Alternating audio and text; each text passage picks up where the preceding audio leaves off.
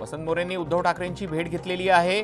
9 जुलैला वसंत मोरे ठाकरेंच्या पक्षात प्रवेश करणार आहेत। मी वंचितमध्ये गेलो होतो, मात्र वंचितच्या मतदारांनी मला स्वीकारलं नाही, अशी प्रतिक्रिया मोरेंनी दिली।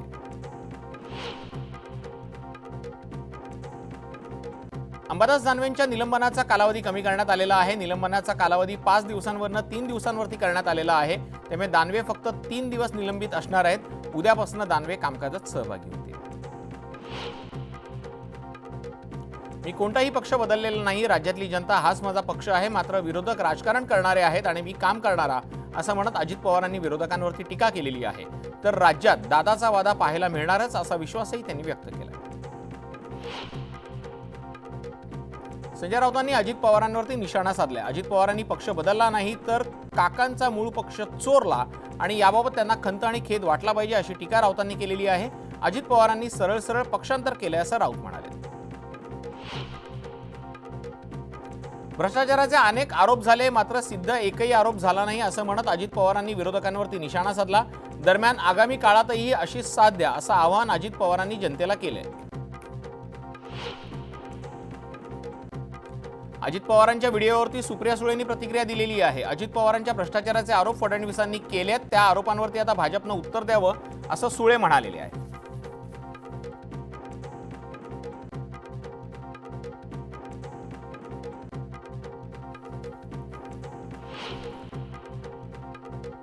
उपमुख्यमंत्री अजित पवारांनी राज्याच्या अर्थसंकल्पावरती पहिल्यांदाच प्रतिक्रिया दिलेली आहे। यावेळेला अजित पवारांनी लाडकी बहीण योजनेची प्रशंसा केली। जे लोक बजेटच्या नावाने नाका मुरडत आहेत त्यांचे चेहरे आज नीट बघून घ्या। ही तीच लोक आहेत ज्यांना विकासाची गंगा तुमच्या दारात आणायची नाही, अशी टीका अजितदादांनी केलेली आहे। भाजपा नेते प्रसाद लाड यांनी अंबादास दानवेंच्या निलंबनानंतर प्रतिक्रिया दिलेली आहे। अंबादास दानवेंनी खेद व्यक्त केलेला आहे। हा विषय ताणायची माझी इच्छा नाहीये, शासन जो निर्णय देईल तो मला मान्य असेल, असं लाड म्हणाले। शेतकऱ्यांच्या मुद्द्यावरून विधानभवनाच्या पायऱ्यांवर विरोधकांनी आंदोलन केलेलं आहे। दूध उत्पादकांना न्याय मिळावा या मागणीसाठी हातात टाळ आणि दुधाच्या बाटल्या घेऊन विरोधक आक्रमक झाल्याचं पाहायला मिळालं। राष्ट्रीय समाज पक्षाच्या कार्यालयाचं उपमुख्यमंत्री देवेंद्र फडणवीसांच्या हस्ते उद्घाटन करण्यात आलेलं आहे। यावेळेला महादेव जानकर हे समर्पित नेतृत्व असल्यानं त्यांना शुभेच्छा देण्यासाठी आलोय, असं वक्तव्य फडणवीसांनी केलं। पंतप्रधान नरेंद्र मोदी 13 जुलैला मुंबईच्या दौऱ्यावरती आहेत। लोकसभा निकालानंतरच्या पहिल्याच दौऱ्यात हजारो कोटींच्या प्रकल्पांचं भूमिपूजन करण्यात येणार आहे। यावेळेला मोदींच्या दौऱ्यातून महायुती विधानसभेचं रणशिंग फुंकणार आहे। बुलढाण्यात भाजप तसंच शिवसेना ठाकरे गटाला खिंडार पडलेला आहे। भाजपा नेते अर्जुन दांडगे तसंच ठाकरे गटाचे माजी जिल्हा परिषद सदस्य यांच्यासह असंख्य पदाधिकाऱ्यांनी शिवसेनेत प्रवेश केला। खंडणीचा गुन्हा दाखल झालेल्या शिवसेना शिंदे गटाच्या जिल्हा प्रमुखानं पोलीस अधिकारी आणि खासदार प्रणिती शिंदेंवरती आरोप केलेला आहे। सोलापूर शहर मध्य विधानसभा मतदारसंघातनं मी निवडणुकीसाठी इच्छुक असल्यानं माझ्यावर राजकीय षडयंत्रातून खोटे गुन्हे दाखल केले, असा आरोप जिल्हा प्रमुख मनीष काजळे यांनी केलेला आहे। नागपूरच्या कटोल मतदारसंघात अनिल देशमुखांच्या विरोधात उमेदवार देण्याची अजित पवार गट तयारी करताना पाहायला मिळालेलं आहे। अजित पवारांच्या राष्ट्रवादीनं काटोल विधानसभा मतदारसंघावर दावा केलेला आहे। त्यामुळे आता राष्ट्रवादी विरुद्ध राष्ट्रवादी असा सामना रंगण्याची शक्यता आहे। नागपुरात 12 पैकी 3 जागांवरती अजित पवार गटानं दावा केला। दीपक केसरकर हे सिंधुदुर्गाचे सुपुत्र आणि शिक्षण मंत्री आहेत, तरीही त्यांना सिंधुदुर्गातल्या शैक्षणिक समस्या समजल्याच नाहीत, असं म्हणत राजन तेलींनी सरकारला घरचा आहेर दिलेला आहे। मुख्यमंत्री आणि उपमुख्यमंत्र्यांना भेटून सिंधुदुर्गातल्या शैक्षणिक प्रश्नांबाबत समस्या मांडणार असल्याचं तेली यांनी सांगितलं। काँग्रेसचे ज्येष्ठ नेते सुनील केदार यांना हायकोर्टाकडून अद्यापही दिलासा मिळालेला नाही। सुनील केदार यांच्या शिक्षेला स्थगिती देण्यास हायकोर्टानं नकार दिलेला आहे। आता उच्च न्यायालयाला याचिका फेटाळल्यानंतर सुनील केदार यांना सर्वोच्च न्यायालयात दाद मागावी लागणार आहे। दीक्षाभूमी परिसरात पार्किंगला विरोध करणाऱ्या आंदोलकांवरती आणि भीमसैनिकांवरती गुन्हे पोलिसांनी मागे घ्यावेत, अशी मागणी माजी आमदार आणि माजी मंत्री नितीन राऊत यांनी केलेली आहे। नवी मुंबईत अनेक रस्त्यांवरती ठिकठिकाणी खड्डे पडलेले आहेत, मात्र याबाबत पालिका आणि रस्ते विभागाचं दुर्लक्ष होत असल्याचा आरोप ठाकरे गटाकडून केला जातोय। त्यामुळे संतप्त कार्यकर्त्यांनी रस्त्यांवरच्या खड्ड्यांना श्रद्धांजली वाहिलेली आहे। जर येत्या 2 दिवसात खड्डे बुजवले नाही तर खड्ड्यात अधिकाऱ्यांनाही श्रद्धांजली वाहणार, असा आक्रमक इशारा त्यांनी दिलेला आहे।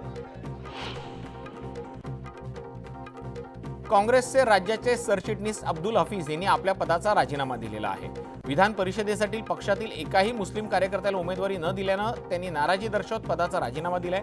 प्रदेशाध्यक्ष नाना पटोले यांच्याकडे त्यांनी आपला राजीनामा सुपूर्द केलाय। नगर मनमाड महामार्गाची दुरवस्था झालेली आहे, त्यामुळे महामार्गाच्या कामासाठी शिवसेना ठाकरे गटाकडून रस्ता रोको आंदोलन करण्यात आलेलं आहे। गेल्या अनेक वर्षांपासून महामार्गाचं काम रखडलेलं आहे, त्यामुळे अपघातात अनेकांना त्यांचे प्राण गमवावे लागले। जालन्यातल्या जाफराबाद तहसील कार्यालयावरती दूध उत्पादक शेतकऱ्यांनी आंदोलन केलेलं आहे। दूध ओतून आणि तहसील कार्यालयासमोर शेण टाकून शेतकऱ्यांनी निषेध केलाय। दुधाला 45 रुपयांचा हमीभाव देण्यात यावा, अन्यथा तीव्र आंदोलन करू असा इशारा त्यांनी दिला। मोरबे धरणग्रस्तांनी 27 जूनपासून धरणासमोरील परिसरात साखळी उपोषण सुरू केलंय, मात्र कुणीही दखल न घेतल्यानं मोरबे धरणग्रस्तांचा उद्रेक झालाय। धरणाचा प्रवेशद्वार तोडून आत घुसून त्यांनी शेडमधल्या टेबल खुर्च्यांचं नुकसान केलंय, तर काहींनी दगडफेक केली। यावेळेला आंदोलक आणि पोलिसांमध्ये जोरदार राडा झाला।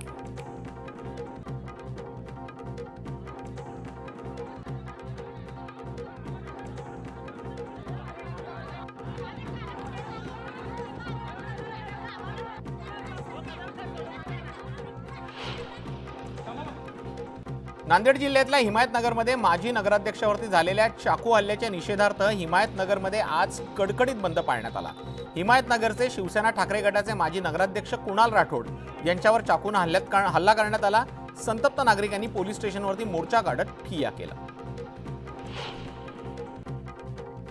आरक्षणाच्या मागणीसाठी लातूर शहरात धनगर समाज मोठ्या प्रमाणात रस्त्यावरती उतरला असून गेल्या 2 तासांपासून शहरातील अहिल्याबाई होळकर चौकात रास्ता रोको आंदोलन सुरू आहे। गेल्या 6 दिवसांपासून याच ठिकाणी धनगर समाजाचे 2 बांधव आमरण उपोषणाला बसले असून त्यांची प्रकृती खालावत असल्यानं धनगर समाज आक्रमक झाला। गुणरत्न सदावर्ते आणि त्यांच्या पत्नीनं बँकेचे कोट्यवधी रुपये लाटल्यात, त्यामुळे त्यांना या पती पत्नीला तात्काळ अटक करण्यात यावी अशी मागणी करत एसटी कामगार संघटनांनी पुण्यात आंदोलन केलेलं आहे। पुण्यातल्या सहकार आयुक्त कार्यालयाच्या बाहेर त्यांनी आंदोलनाला सुरुवात केली।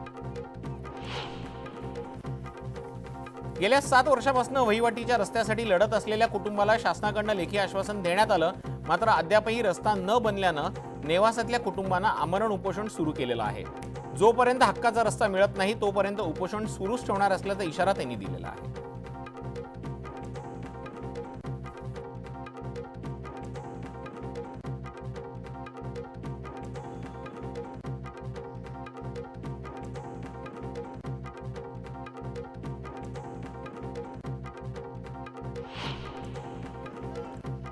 विठ्ठल रुक्मिणी मंदिराच्या इतिहासात पहिल्यांदाच कामगारांनी काम बंद आंदोलन पुकारलेलं आहे। मनसे पदाधिकाऱ्यांनी मंदिर समिती कर्मचाऱ्याला शिवीगाळ करून दमदाटी केली म्हणून कर्मचारी वर्गाने काम बंद आंदोलन सुरू केले। नित्योपचार सोडून सगळ्या प्रकारचं काम बंद करण्यात आलेलं आहे। मागील 7 वर्षांपासून वहिवाटीच्या रस्त्यासाठी लढत असलेल्या कुटुंबाला शासनाकडून लेखी आश्वासन देण्यात आलं, मात्र अद्यापही रस्ता न बनल्यानं नेवासातल्या कुटुंबांना आमरण उपोषणाला सुरुवात केलेली आहे। जोपर्यंत हक्काचा रस्ता मिळणार नाही तोपर्यंत उपोषण सुरूच ठेवणार असल्याचा इशारा त्यांनी दिलेला आहे। दुधाला किमान 40 रुपयांचा दर देण्यात यावा या मागणीसाठी नेवासा तालुक्यातल्या बेळपिंपळगावमध्ये शेतकऱ्यांनी आमरण उपोषणाला सुरुवात केली। आज उपोषणाचा 3रा दिवस असून मागणी जोपर्यंत मान्य होत नाही तोपर्यंत उपोषण सुरू ठेवणार असल्याचा इशारा शेतकऱ्यांनी दिलेला आहे। बीडच्या केस तालुक्यातल्या धनगर समाजाच्या एसटी आरक्षणाची अंमलबजावणी व्हावी यासाठी सारणी गावात तरुणांनी आंदोलन केलेलं आहे। 4 तरुणांनी पाण्याच्या टाकीवर चढत आमरण उपोषण करत त्यांच्या आंदोलनात केलेलं आहे। त्यांच्या आंदोलनाचा आज 4था दिवस असून मागण्यांची अंमलबजावणी होत नाही तोपर्यंत उपोषण सुरूच ठेवणार असल्याचा पवित्रा त्यांनी घेतलेला आहे। गोंदिया शहरात मागील 2 वर्षापासून नगर परिषदेच्या कार्यालयात मुख्याधिकारी भेटत नसल्यानं संतप्त झालेल्या व्यापारी संघटनांनी थेट मुख्याधिकाऱ्यांच्या घरी जाऊन निवेदन दिलेलं आहे। यावेळेला अनेक तक्रारी त्यांच्या समोर मांडण्यात आल्या। या प्रकारे लवकरात लवकर समस्या सोडवण्याचं आश्वासन मुख्याधिकाऱ्यांनी दिलेलं आहे। दिल्लीमध्ये टीम इंडियानं पंतप्रधान नरेंद्र मोदींची भेट घेतलेली आहे। यावेळेला पंतप्रधानांनी भारतीय संघाशी संवाद साधला। मोदींनी सर्व खेळाडूंचं अभिनंदन करत त्यांचं कौतुक केलं। दिल्लीला पोहोचताच विजयाचा जल्लोष करत रोहित शर्मा आणि सूर्यकुमार यादव यशस्वी जयस्वाल यांनी भांगडा केल्याचं पाहायला मिळालं। त्यांच्या या डान्सचा व्हिडिओ सोशल मीडियावरती व्हायरल झालेला आहे। चाहत्यांनी या व्हिडिओला प्रचंड प्रतिसाद दिला।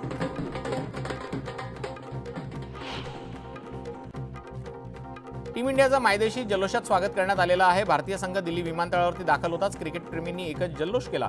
विमानतळावरती नागरिकांनी मोठ्या संख्येने गर्दी केल्याचं पाहायला मिळालं। विश्वविजेत्यांच्या स्वागतासाठी मुंबई सज्ज झालेली आहे। नरिमन पॉइंटपासून वानखेडेपर्यंत ओपन बसमधून मिरवणूक काढण्यात येणार आहे। सुरक्षेसाठी मुंबई पोलीस देखील दाखल झालेले आहेत। ट्रॉफी जिंकल्यानंतर टीम इंडिया मायदेशी दाखल झालेली आहे। यावेळेला बीसीसीआयने हे घर आहे अशा आशयाचं ट्विट केलेलं आहे।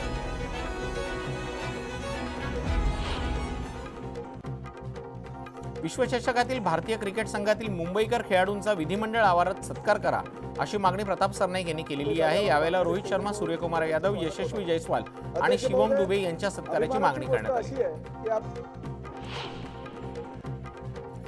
संत तुकाराम महाराजांच्या पालखीची वाट अडवल्याप्रकरणी उरळी कांचनच्या सरपंचासह 20 ते 25 ग्रामस्थांवरती गुन्हे दाखल करण्यात आलेले आहेत।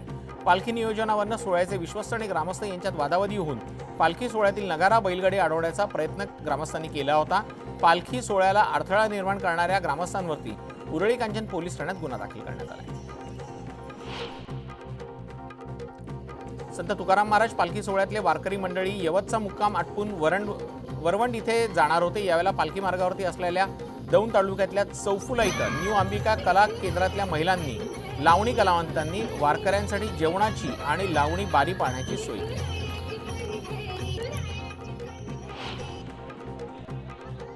संतश्रेष्ठ ज्ञानेश्वर महाराजांनी पालखी आज जेजुरीमध्ये दाखल होत आहे। यानिमित्त जेजुरी गडावरती फुलांची सजावट करण्यात आलेली आहे। भाविक देखील मार्तंड देवस्थानाच्या दर्शनाकरता मोठ्या संख्येने दाखल झाले आहेत।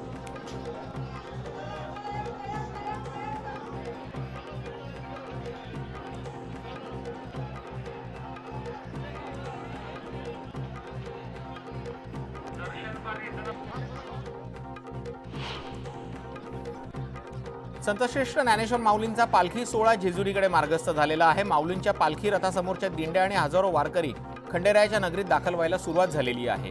येळकोट येळकोट जय मल्हारचा जयघोष करत वारकरी ताल धरताना पाहायला मिळतात। जगद्गुरू संत तुकाराम महाराज पालखी सोहळा दौंडमधल्या यवतचा मुक्काम आटपून वरवंडच्या दिशेने मार्गस्थ झालाय। दौंड तालुक्यातल्या पालखीचा दुसरा मुक्काम वरवंड या ठिकाणी आहे।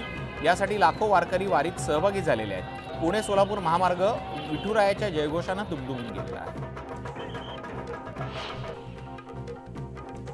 कर्नाटकातल्या प्रसिद्ध असणारा गोकाक धबधबा प्रवाहित झालेला आहे। संततधार पावसामुळे धबधबा प्रवाहित झालेला आहे। त्यामुळे हजारो पर्यटकांच्या आकर्षणाचं गोकाक हा धबधबा केंद्रबिंदू ठरला आहे। सातारा जिल्ह्यात शासनाच्या आवाहनानंतरही पर्यटन जोमात असल्याचं पाहायला मिळालेलं आहे। प्रशासनाच्या आवाहनाकडे दुर्लक्ष करून महाबळेश्वरच्या लिंगमळा धबधब्यावरती पर्यटकांचा जीवघेणा स्टंट पाहायला मिळालेला आहे। सज्जनगडावर जाणाऱ्या रस्त्यावर दरड कोसळलेली आहे। त्यामुळे चारचाकी वाहनांची वाहतूक बंद करण्यात आलेली आहे। सुदैवानं कोणतीही जीवितहानी झालेली नाही।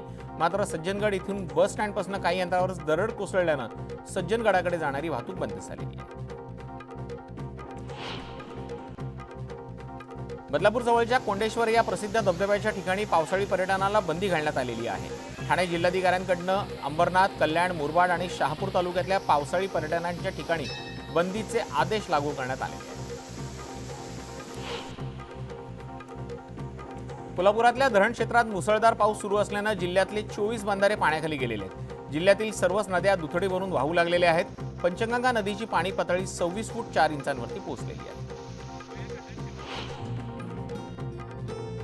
मावळसह संपूर्ण पिंपरी चिंचवडकरांची तहान भागवणाऱ्या पवना धरण परिसरात जूनच्या शेवटच्या आठवड्यापासून पावसाला सुरुवात झालेली आहे। त्यामुळे धरणात पाण्याची पातळी वाढायला सुरुवात झालेली आहे। तुर्तास तरी पाणी कपात टळलेली आहे।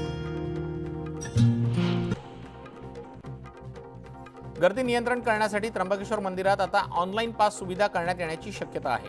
भाविकांना मुखदर्शनाची सुविधा उपलब्ध करून दिली जाणार आहे। श्रावण महिन्यात होणाऱ्या गर्दीच्या पार्श्वभूमीवरती ऑनलाईन पास आणि त्याचे दर यावर चर्चा होणार आहे। चंद्रपुरात काँग्रेसच्या एका पदाधिकाऱ्याने मुख्यमंत्री लाडकी बहीण योजनेबाबत संभ्रम निर्माण करणारी पोस्ट सोशल मीडियावर टाकल्यानं त्याच्या विरोधात गुन्हा दाखल करण्यात आलेला आहे। धम्मा निमगडे असं या पदाधिकाऱ्याचं नाव असून तो पोंभुर्णा तालुका काँग्रेस कमिटीचा प्रसिद्धी प्रमुख आहे। त्याने नवनिर्वाचित खासदार प्रतिभा दानोरकर लाडकी बहीण योजना या नावाने दिशाभूल करणारी पोस्ट व्हायरल सोशल मीडियावरती केली। त्या आधारे धम्मा निमगडेवरती गुन्हा दाखल करण्यात आलेला आहे। बीडच्या माजलगाव तालुक्यातल्या सुलतानपूर येथील गेवराई ते सादोळा रोडवरनं नागरिकांचा जीवघेणा प्रवास सुरू आहे। रस्त्यावर पाणी साचल्यानं नागरिकांना खड्ड्यांचा अंदाज न येत असल्यामुळे अपघातांच्या प्रमाणात वाढ झालेली आहे। त्यामुळे तात्काळ या रस्त्याची दुरुस्ती करण्याची मागणी नागरिकांकडून केली जाते। पंढरपूर पालिका प्रशासनाकडून अतिक्रमण हटाव मोहीम सुरू करण्यात आलेली आहे। जेसीबी लावून अतिक्रमण हटवण्याचं काम सुरू आहे। आषाढी वारीच्या पार्श्वभूमीवरती शहरातील अतिक्रमण काढण्याचं काम युद्ध पातळीवरती सुरू आहे। ऐतिहासिक वारसा असलेल्या पालघरमधल्या आशेरी किल्ल्यावर शिवशंभू दुर्ग प्रतिष्ठानच्या वतीनं दुर्ग संवर्धन मोहीम राबवण्यात आली। मुसळधार पाऊस सुरू असताना जवळपास 41 दुर्गप्रेमींनी यात सहभाग घेतला आणि संपूर्ण गड किल्ल्याची स्वच्छता केली। छत्रपती संभाजीनगरातल्या जिल्हा परिषदेच्या सर्व शाळांची गुणवत्ता तपासण्याची मोहीम हाती घेतलेली आहे। मुख्याधिकाऱ्यांनी हा निर्णय घेतला। 8 जुलैपासून प्रत्येक केंद्रात ही मोहीम राबवली जाणार आहे, तर उद्यापासून शाळाबाह्य मुलांचाही शोध घेतला जाणार आहे। संतश्रेष्ठ निवृत्तीनाथ महाराज यांचा संजीवन समाधी सोहळा त्र्यंबकेश्वरमध्ये पार पडतोय। त्यात त्यांच्या पायी दिंडी सोहळा हा अहमदनगरच्या मार्केट यार्ड येथे मुक्कामी आहे। त्या ठिकाणी देखील संजीवन समाधी सोहळा साजरा केला जातोय। यावेळेला हजारो वारकरी कीर्तनासाठी उपस्थित होते। नालासोपाऱ्यात एका वेगळ्याच कारणावरून मारहाणीचा प्रकार समोर आलेला आहे। चहाड्या करण्याच्या रागातून व्यक्तीला मारहाण करत शिवीगाळ करण्यात आलेली आहे। ही सर्व घटना सीसीटीव्ही मध्ये कैद झालेली आहे। बीड शहरातल्या राजीव गांधी चौकात एका महिलेला मारहाण करणाऱ्या व्यक्तीला रोखण्यास दुसरी महिला गेलेली होती। यावेळेला तिला देखील सदर व्यक्तीने मारहाण केली। हा सर्व प्रकार पाहून तिथे आलेल्या जमावानं मारहाण करणाऱ्या व्यक्तीला चांगला चोप दिला। या घटनेचा व्हिडिओ सोशल मीडियावरती व्हायरल होतो। बीडच्या गेवराई उमापूर रोडवरती तृतीयपंथीयांचे 2 गट आमने-सामने आलेले आहेत। भर रस्त्यात एकमेकांचे कपडे फाडून तुफान हाणामारी करण्यात आली। खरे तृतीयपंथी नक्की कोण या कारणावरून हा वाद झाला होता, मात्र या प्रकरणी अद्यापही गुन्हा दाखल केलेला नाही। छत्रपती संभाजीनगर शहरात मध्यवर्ती आकाशवाणी चौकात किरकोळ वादातून तलवार काढून राडा झाल्याची घटना घडलेली आहे। सोमनाथ देवकाते यांना दोघांकडून मारहाण करण्यात आली। मारहाण करून दोघांनीही कारमधून पळ काढला। आकाशवाणी चौकातील हल्ला सीसीटीव्हीत कैद झाला। खरीप हंगामाला सुरुवात झाली असून जून महिना उलटलेला आहे, मात्र अद्यापही अमरावती जिल्ह्यात समाधानकारक पाऊस बरसलेला नाहीये। काहींनी हवामानाचा अंदाज घेऊन पेरणी केली, तर बऱ्याच शेतकऱ्यांच्या पेरण्या पावसाअभावी रखडलेल्या आहेत। अशा बिकट परिस्थितीत असलेल्या काही शेतकऱ्यांनी मात्र टोकाचं पाऊल उचलत जीवनयात्रा संपवल्याचा धक्कादायक वास्तव पुढे आलेला आहे। अमरावती जिल्ह्यात जून महिन्यात 24 शेतकऱ्यांनी आत्महत्या केली। ललित पाटीलला ससून रुग्णालयात एक्सरेसाठी घेऊन जाणारे आणि ललित पाटील पळून गेल्याची माहिती नियंत्रण कक्षाला 3 तास उशिरा देणाऱ्या 2 पोलिसांना शासकीय सेवेतून काढून टाकण्याचे आदेश देण्यात आलेले आहेत। पोलीस हवालदार शिवणकर आणि पिरप्पा बनसोडेंना बडतर्फ करण्यात आलेला आहे। दोन्ही पोलीस कर्मचारी ललित सोबत एक्सरेसाठी गेलेच नसल्याचं चौकशीत समोर आले।